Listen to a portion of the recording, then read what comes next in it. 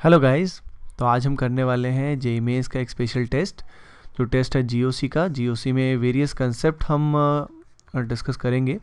जैसे इसमें पहले नंबर पे होता है इंडक्टिव, उसके अलावा रेजोनेंस भी होता है, उसके अलावा हाइपर कॉन्जुगेशन भी होता है, acidic strength, basic strength and bread strength, many more concepts are there. तो उसकी प्रॉपर आप अच्छे से टेस्ट की तरह कीजिए। पहले इन ये जीओसी के कंसेप्ट को रिवाइज कीजिए और वन बाय वन क्वेश्चंस को सॉल्व कीजिए और फाइनली अपना स्कोर जो है वो कमेंट सेक्शन में ज़रूर आप बताइए। I hope I wish you best of the luck. So let us start with the question number 1। तो आइए देखते हैं पहला क्वेश्चन। पहले क्वेश्चन में आपको दिए हुए 4 एसिड्स। आपको बताना है which of the following acids has the highest value of K A. Which of the following acids has the highest value of K A, that is the acid dissociation constant. Pause कीजिए और solve कीजिए। I hope आपने solve कर लिया है। इसका जो correct answer है it is a, Agra. So why formic acid is the most acidic acid? Because जब इसका H प्लस आप रिमूव करेंगे तो H प्लस को रिमूव करने के बाद O पे नेगेटिव चार्ज आएगा और ये जो O का नेगेटिव चार्ज है ये इस पाई बॉन्ड के साथ क्या करेगा? रेजोनेंस। और ये जो रेजोनेंस की हम बात करते हैं इसको हम बोलते हैं इक्विवेलेंट रेजोनेंस, जिस कारण ये नेगेटिव चार्ज जो होता है इन दोनों ऑक्सीजन एटम्स पे इक्वली डिस्ट्रीब्यूट होता है। लेकिन यही चीज़ अगर हम बेंजीन में देखेंगे तो ये नेगेटिव चार्ज बिल्कुल एग्जैक्टली इक्वली डिस्ट्रीब्यूट नहीं होगा, क्योंकि ऐसे केस में जब बेंजीन अपना H प्लस लूज़ करता है तो यहाँ पे दो तरह के कॉन्जुगेशन होंगे। एक तो होगा इस नेगेटिव चार्ज और पाई बॉन्ड के बीच में, और होगा बेंजीन के पाई और इस पाई के बीच में, जिस कारण तो बेंजीन की वजह से यहाँ पे कॉन्जुगेशन एग्जैक्टली इक्विवेलेंट नहीं होगा। तो hence formic acid is more acidic. और यहाँ पे तो मेथनॉल और फिनॉल की तो हम बात ही नहीं कर सकते, क्योंकि इस केस में एक बार ही ऑक्सीजन एटम पे नेगेटिव चार्ज आया। हेंस जितने ज़्यादा इलेक्ट्रोनेगेटिव एटम्स पे नेगेटिव चार्ज आएगा उतना ही एसिडिक स्ट्रेंथ बढ़ जाएगी। इस क्वेश्चन में आपको बताना है, यहाँ पे आपको ऑप्शन गिवन है ए, बी, सी एंड डी, और आपको बताना है which of the following is the strongest acid. यानी आपसे पूछा गया है कि किसका पीके वैल्यू लीस्ट है। तो पॉज कीजिए और सॉल्व कीजिए। आई होप आपने इसको अच्छे से ट्राई किया होगा। इस केस में लोवेस्ट पीके का मतलब होता है हाईएस्ट एसिडिक स्ट्रेंथ, और इसमें जो हाईएस्ट एसिडिक स्ट्रेंथ है वो है बी की, बॉम्बे की। Now why? The reason is when it removes H plus, जब इससे H प्लस को हम निकालेंगे तो यहाँ बनेगा CF3O नेगेटिव, और जो CF3 होता है it is a very strong electron withdrawing effect, that is -I, जो इस नेगेटिव चार्ज को क्या करेगा? स्टेबलाइज करेगा। और बाकी सब जगह अगर हम देखें CCl3 का -I लेस होगा, और इनफैक्ट यहाँ पे methyl and this tertiary butyl will show +I, तो ये एसिडिक स्ट्रेंथ को घटाते हैं, और -I -M ये एसिडिक स्ट्रेंथ को इंक्रीज करते हैं। Now let us do the question number 3। Question number 3 जो है इसमें अगेन आपको ABCD 3 ऑप्शन दिए हैं, और इसमें आपसे पूछा गया है द मोस्ट एसिडिक कंपाउंड कौन सा है इसमें। ओके, तो पॉज कीजिए और इसको सॉल्व कीजिए, अपनी तरफ से बेस्ट कीजिए। आई होप आपका सही आएगा। ओके, आई होप आपने इसमें ट्राई किया अच्छे से। The answer is actually see, Calcutta.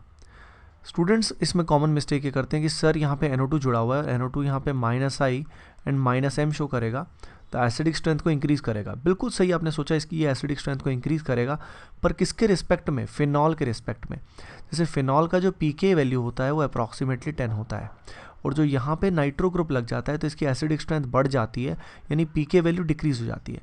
तो इसकी पीके वैल्यू अप्रॉक्सीमेटली 7.1 आती है। ओके, यानी एसिडिक स्ट्रेंथ लगभग 1000 टाइम्स इंक्रीज हो गई।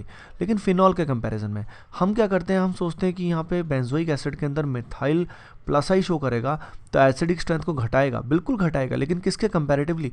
बेंजोइक एसिड के कंपैरेटिवली।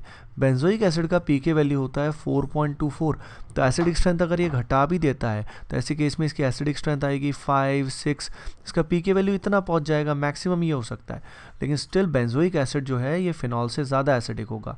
हाँ, देयर आर एक्सेप्शंस, जिसमें हम यहाँ पे नाइट्रोफिनॉल की बजाय अगर पिक्रिक एसिड लें, जिसमें क्या हो जाता है, जिसमें 3 NO2 आ जाते हैं, तो ऐसे केस में तो क्या हो जाएगा? ऐसे केस में एक्सेप्शन हो जाएगा, और उस केस में that is more acidic then benzoic acid, but general cases में ऐसा नहीं होता। इस क्वेश्चन में आपको दिए हुए 4 amines A, B, C and D। Okay, और इनमें आपको इन अमाइंस का बेसिक स्ट्रेंथ कंपेयर करना है और आपको बताना है कि which of the amine is most basic. So you have to identify the most basic amine out of these 4 compounds. तो पॉज कीजिए वीडियो को और इसको सॉल्व कीजिए अच्छे से. ओके और इसमें मीडियम गिवन है aqueous solution and that is very important. The medium is aqueous solution. Okay so try your best. I hope आपने इसको अच्छे से ट्राई किया होगा. इस केस में the answer is B, Bombay is the answer. देखिए अच्छा बेस वो कहलाता है जो अपना लोन पेयर ईजिली डोनेट करता है. The strong base is able to donate its lone pair easily and very effectively. So 2 degree वाले केस में क्या होता है, यहाँ पे कई सारे फैक्टर इसको हेल्प करते हैं एक्वा सोल्यूशन में. वंस इट एक्सेप्ट H+, तो H+ के एक्सेप्ट करने के बाद जो यहाँ पे कॉन्जुगेट एसिड बनता है वाटर H बॉन्डिंग से उसको क्या करता है, स्टेबलाइज करता है. तो हमको नॉर्मल लॉजिक से लगेगा कि 3 डिग्री जो अमाइन होता है उसकी बेसिक स्ट्रेंथ ज़्यादा होनी चाहिए. इनफैक्ट उसकी ज़्यादा होती है गैसियस फेज में. तो अगर गैसियस फेज की बात करें तो इसमें जो C है it would have been the answer, but the answer is B. इसको आप NCERT से ज़रूर स्टडी करें. It is a very important topic for JEE mains. Okay now you have to do this question number 5. आपको given है phenol और आपको बताना है कि फिनॉल के कितने स्टेबल रेजोनेटिंग स्ट्रक्चर होते हैं. How many RS of the phenol are stable including this one. जो आपको गिवन है ये भी किसको RS है, तो आपको बताना है कि क्या इसमें कितने RS इसके आएंगे, रेजोनेंस स्ट्रक्चर्स कितने आएंगे, जिसको हम कैनोनिकल स्ट्रक्चर्स भी बोलते हैं. Okay so guys try this out. Pause कीजिए, सॉल्व कीजिए.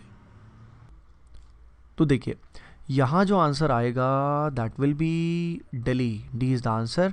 अब फिनॉल के इतने सारे रेजोनेंस स्ट्रक्चर कैसे होंगे, तो अगर हम देखें तो ये लोन पेयर और पाई बॉन्ड आपस में कॉन्जुगेशन में है.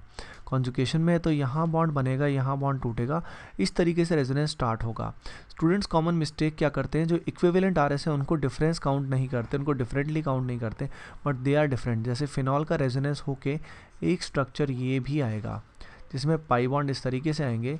तो स्टूडेंट्स को कॉमन डाउट ये आता है कि इसको अलग से काउंट करें या नहीं करें. तो देखिए ये स्ट्रक्चर जो होता है it is actually equivalent RS, तो इसको भी हमें काउंट करना होता है.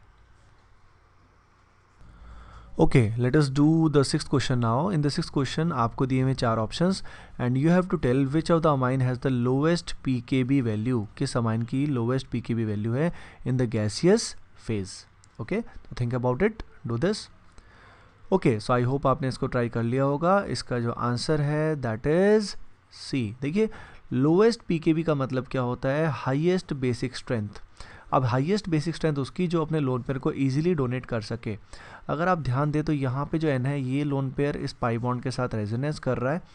ये जो N का लोन पेयर है ये बेंजीन रिंग के साथ रेजोनेंस कर रहा है. ये N का लोन पेयर भी बेंजीन रिंग के साथ रेजोनेंस कर रहा है, लेकिन ये N का लोन पेयर रेजोनेंस में इन्वॉल्व नहीं है और इसकी हाइब्रिडाइजेशन sp3 है. हैंस इसकी इलेक्ट्रॉन डोनेशन की एबिलिटी क्या होगी, सबसे ज़्यादा होगी. Okay this is the question number 7. आपको एक कार्बोनियम आयन यानी कार्बोकेटायन आपको गिवन है. इसमें कोई ऑप्शन मैंने नहीं दिए हैं. ओके तो आपको सॉल्व करना है इसे. तो क्वेश्चन क्या है, how many hyper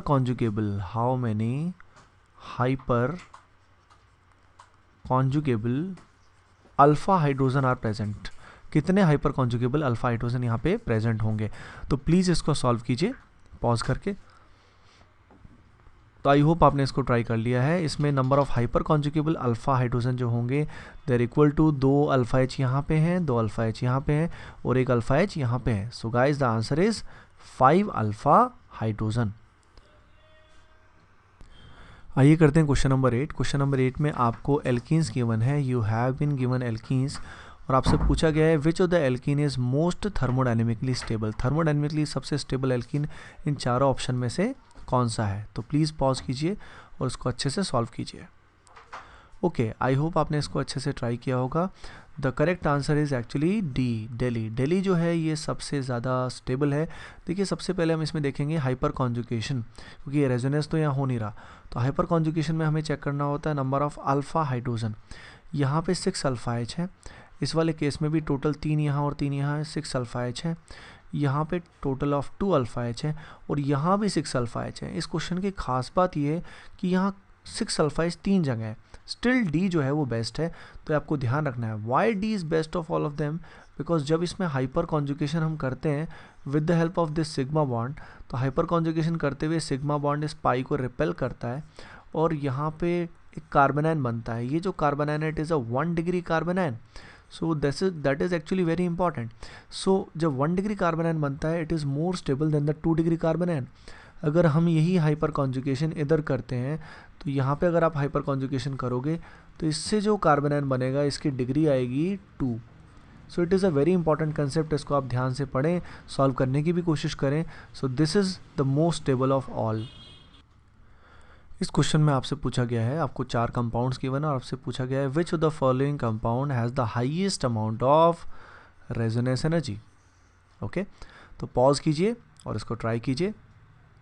okay, I hope आपने इसको ट्राई कर लिया है। So the answer is B, Bombay is the answer.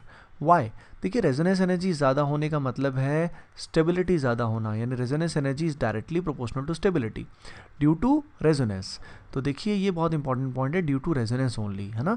तो यहाँ पे अगर हम देखें तो ये 3 पाई बॉन्ड्स के बीच में रेजोनेंस हो रहा है, इधर भी 3 पाई बॉन्ड्स के बीच में रेजोनेंस हो रहा है, इधर 2 पाई बॉन्ड्स के बीच में रेजोनेंस हो रहा है, इधर 3 पाई बॉन्ड्स के बीच में रेजोनेंस हो रहा है। बट इनमें सबसे बढ़िया जो है, स्टेबल जो है वो बी है, because it is aromatic in nature. So aromatic compounds being more stable because of 4n+2 pi electrons and following Hakel's rule, it is better. कईयों को डाउट आएगा सर बी और डी दोनों ही एरोमेटिक है तो वाई बी इज़ बेटर। देखिए D के अंदर नाइट्रोजन की प्रेजेंस होने की वजह से this particular ring is heterocyclic, और हेट्रोसाइक्लिक रिंग्स जो होती हैं उनका relatively resonance energy generally homocyclic से क्या होता है, कम हो जाता है, because of different atoms and electron density के वेरिएशन से ऐसा हो जाता है। आइए करते हैं इस टेस्ट का आखिरी क्वेश्चन। इस क्वेश्चन में आपसे पूछा गया है कि which of the following स्पीसी is aromatic. इन स्पीसी में कौन सा स्पीसी एरोमेटिक है। तो पॉज कीजिए, इसको सॉल्व कीजिए। आई होप आपने इसको ट्राई कर लिया होगा। तो देखिए इसका जो आंसर आएगा that is actually B, Bombay. ए इसका आंसर इसलिए नहीं आया क्योंकि इसका स्ट्रक्चर 3D में कुछ ऐसा होता है। 3D में it is not planar, it is tub shaped, इस तरह का इसका स्ट्रक्चर है, जिस कारण पूरे मॉलिक्यूल में प्रॉपर्ली रेजोनेंस नहीं हो पाता, hence it is non aromatic. ये एरोमेटिक नहीं होता है, ये एंटी एरोमेटिक भी नहीं होता है। Okay, so it is non aromatic. ये जो बी है एरोमेटिक है, इसके अंदर टोटल 6 पाई इलेक्ट्रॉन्स रेजोनेंस में इन्वॉल्व होंगे। ये नाइट्रोजन के जो लोन पेयर हैं they are not involve in resonance, तो इनको हम काउंट नहीं करते, और बाकी केसेस में आप आई होप अपने आप विजुलाइज कर सकते हैं। सो गाइज इस वीडियो में हमने कई सारे कंसेप्ट्स देखे। एसिड बेस का कंसेप्ट हमने देखा, उसके अलावा हमने पीकेबी का वैल्यू, -I -M का क्या इफेक्ट पड़ता है, रेजोनेंस स्ट्रक्चर्स के बारे में हमने देखा। अगेन हमने यहाँ पे hyper conjugation structure, thermodynamic stability और कई चीज़ें हमने इसमें डिस्कस की। आई होप आपको बहुत मज़ा आया होगा इसमें, और प्लीज़ अपना जो मार्क्स हैं, अपने जो कितने क्वेश्चन आपके करेक्ट रहे उसको आप ज़रूर कमेंट सेक्शन में लिखें। Okay guys, thanks for watching. Please do like, share and subscribe. Thank you.